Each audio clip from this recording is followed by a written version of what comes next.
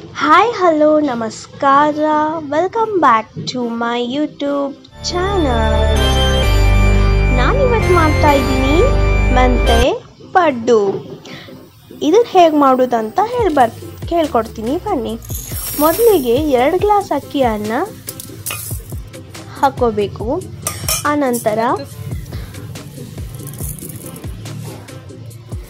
ಮೆಂತೆ 4 ಸ್ಪೂನನ್ನು ಹಾಕೋಬೇಕು. ಇವನ್ನ ನೈಟೇ ಬಿಸಿನೀರಿನಲ್ಲಿ ಅಥವಾ ತಣ್ಣೀರಿನಲ್ಲಿ ಹಾಕೊಂಡಿಟ್ಕೊಂಡು ಬೆಳಗನ್ನೊಳಗೆ ರುಬ್ಬಿಟ್ಕೊಂಡು ಅದಕ್ಕೆ ರುಚಿಗೆ ತಕ್ಕಷ್ಟು ಉಪ್ಪನ್ನು ಹಾಕಿ 2 ನಿಮಿಷ ಹಾಗೆ ಬಿಡಬೇಕು. ಇವಾಗ ನಾವು ಇದನ್ನ ಹಾಗೆ ಬಿಡೋಣ. ಇವಾಗ ಉಳ್ಳಾಗಡ್ಡಿ ಸಾಂಬಾರು ಹೇಗೆ ಮಾಡೋದಂತ ಹೇಳ್ಕೊಡ್ತೀನಿ. ಮೊದಲಿಗೆ ಪಾತ್ರೆಯನ್ನು ತಗೋಬೇಕು. 2 ಸ್ಪೂನಷ್ಟು ಎಣ್ಣೆ ಹಾಕಬೇಕು.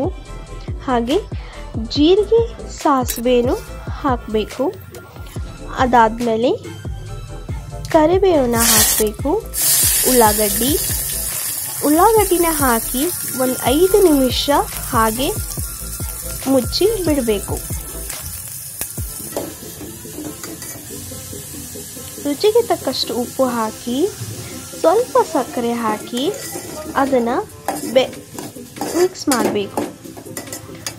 ಇವಾಗ ಒಂದು 5 ನಿಮಿಷ ಕ್ಲೋಸ್ ಮಾಡಿ ಬಿಡಬೇಕು.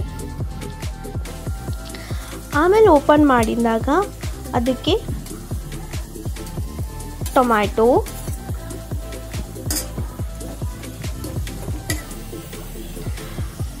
ರುಬ್ಬಿಟ್ಕೊಂಡಿರೋ ಹಸಿ ಖಾರ, ಸ್ವಲ್ಪ ಅರಿಶಿನ,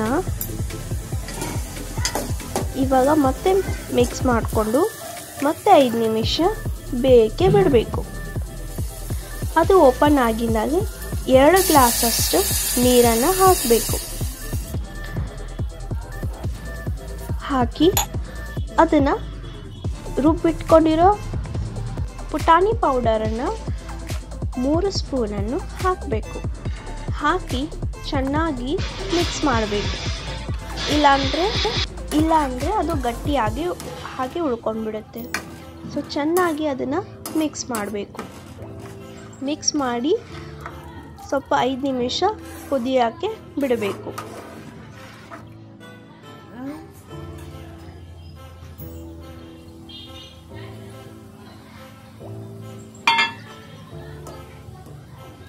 ಕುದ್ದಿದ ನಂತರ ಅದಕ್ಕೆ ಸ್ವಲ್ಪ ಕೊತ್ತಂಬರಿನ ಹಾಕಿ ಇವಾಗ ಉಳ್ಳಾಗಡ್ಡಿ ಸಾಂಬಾರು ತಯಾರಾಗಿದೆ. ಇವಾಗ ಪಡ್ಡನ್ನು ಮಾಡೋಣ. ಮೊದಲಿಗೆ ಪಡ್ಡನ್ನು ಹಂಚನ್ನು ಇಟ್ಟು ಅದ್ರ ಮೇಲೆ ಹಿಟ್ಟು ಹಾಕಿ ಒಂದು 5 ನಿಮಿಷ ಆದ ಮೇಲೆ ಪಾತ್ರೆಯನ್ನು ಮುಚ್ಚಬೇಕು. ಆಮೇಲೆ ಎಣ್ಣೆಯನ್ನು ಹಾಕಿ ಇನ್ನೊಂದು ಸೈಡ್ನ ಬೇಯಿಸಿ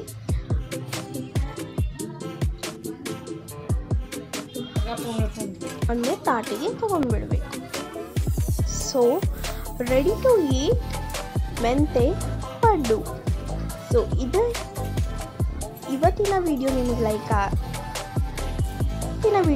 ಇಷ್ಟ ಆದರೆ ಲೈಕ್ ಮಾಡಿ, ಶೇರ್ ಮಾಡಿ ಹಾಗೂ ಸಬ್ಸ್ಕ್ರೈಬ್ ಮಾಡಿ. ಮುಂದಿನ ವಿಡಿಯೋ ನಿಮ್ಗೆ ಯಾವ ರೆಸಿಪಿ ಬೇಕಂತ ಕಮೆಂಟ್ ಮಾಡಿ. Thank you.